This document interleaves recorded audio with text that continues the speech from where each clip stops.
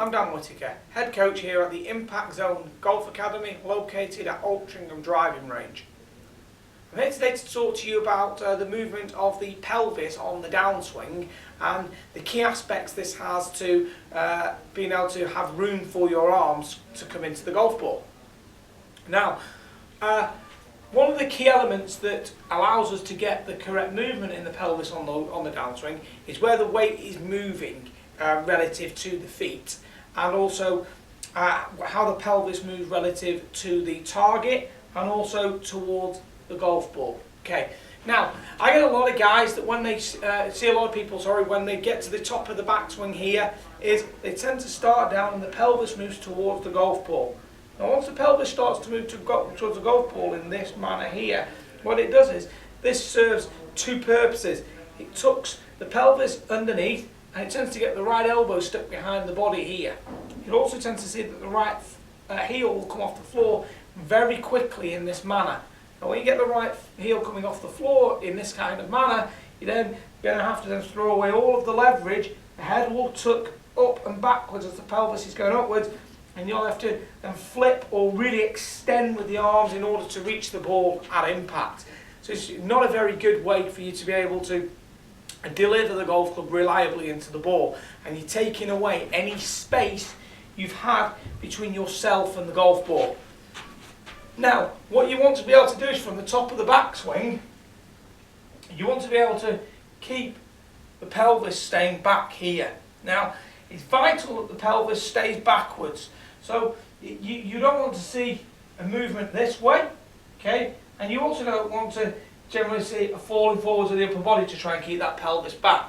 What you're wanting to do is the pelvis will slightly slide towards the target, not a lot. The amount it moves towards the target will all be dependent on how good the hip turn has been in the backswing.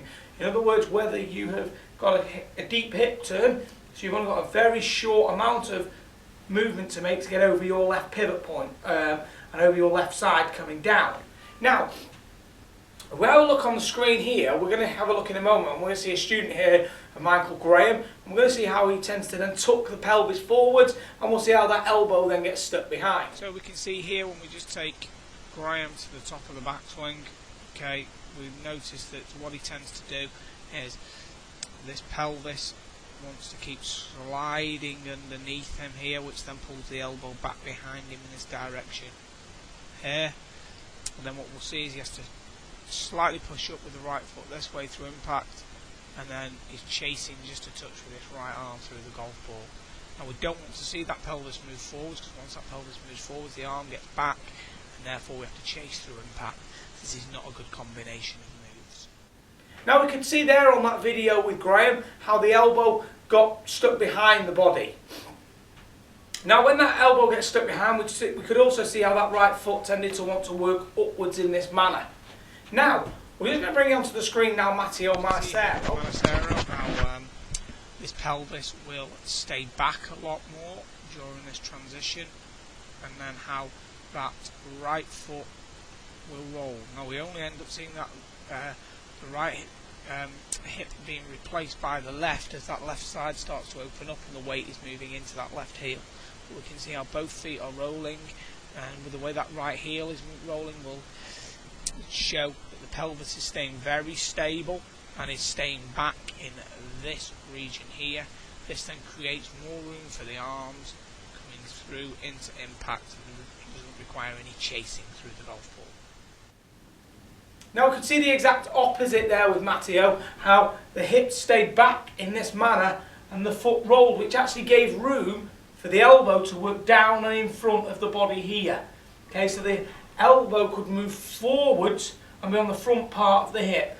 When that hip moves forwards, the elbow will work backwards in this manner. So the more it works back, the more stuck the arms are then going to have to be. The more forwards it can get this way on the body, the more room there is for the arms, so the right shoulder continues to work down towards the golf ball of impact and striking the ball with maximum leverage.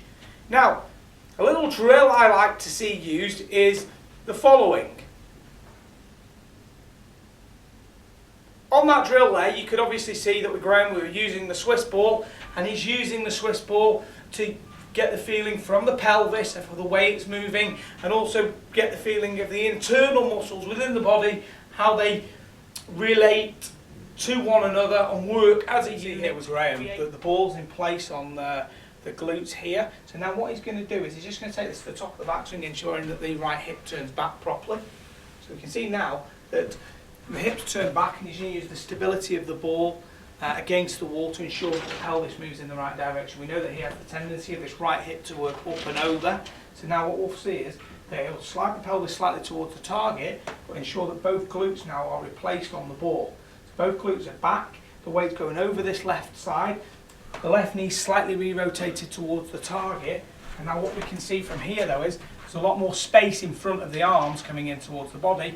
So now what he'll then do is he'll then keep the left turn and keep the left hip into the ball, giving all the room for the arms in front of the body as the delivery. Now, if we show what the old pelvis move did, so you just take it to the top forward as a second, please, Graham. Now, if you move this right hip off the ball real quickly here, so you can see how the ball slips out the way. So this is a great exercise for you to work at to help keeping this pelvis back. The stability in the pelvis region. Now, activating the core muscles very slightly by pulling in the belly button towards the spine will activate these inner muscles, which will then control the direction with which the pelvis is moving. This then becomes vital to what we're trying to achieve long term with being able to be over the left side but have all of the room in front of the body in this direction for the arms to be able to play. So it's key that the arms can get in front of the body, but the key to this is making sure that the pelvis doesn't go forwards, it stays back, and the feet roll. So the movement across the feet will follow what the movement of the pelvis is doing. So we know that if foot roll will generally have pelvis staying back, because it's unusual that you see a pelvis go here and the foot stay down, because the person will then be like this. It's just not ever really seen. You'll always see the guys with great footwork that's rolling a lot more will have a much more stable pelvis.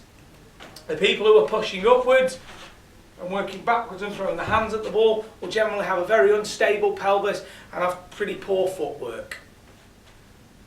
Do hope you've enjoyed the video on this.